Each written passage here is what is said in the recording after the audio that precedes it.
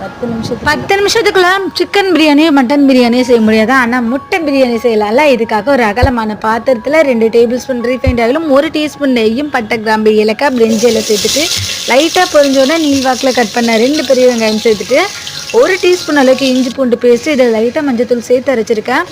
அதுக்கப்புறம் வந்துட்டு 3 பெரிய சைஸ் தக்காளி சேர்த்துட்டு தேவையான அளவுக்கு உப்பு சேர்த்து நல்லா வதக்கிக்கலாம். இது கூட வந்துட்டு 1/2 டேபிள் ஸ்பூன் அளவுக்கு red chilli powder 1/2 table spoon அளவுக்கு சிக்கன் மசாலா சேர்த்துக்கலாம். 1/4 டீஸ்பூன் மஞ்சள் தூள் சேர்த்துட்டு 1/4 கப் அளவுக்கு தயிர் சேர்த்துட்டு நல்லா வதக்கிக்கலாம். இந்த கன்சிஸ்டன்சி வரணும். இது கூட வந்துட்டு நம்ம ரைஸ் சேர்க்க போகிறோம். இந்த ரைஸை வந்துட்டு பாயில் பண்ணியிருக்கேன்.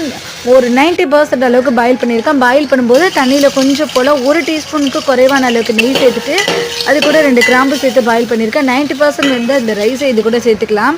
பக்கத்துலேயே வந்துட்டு 3 முட்டை அவிச்சு எடுத்திருக்கேன். அந்த முட்டையை வந்துட்டு 1/4 டீஸ்பூன் மஞ்சத்தூளும் 1/4 டீஸ்பூன் ரெட் சில்லி பவுடரும் சேர்த்துட்டு எண்ணெயில் இந்த முட்டையை சேர்த்து 2 நிமிஷம் ஃப்ரை பண்ணிவிட்டு இப்போ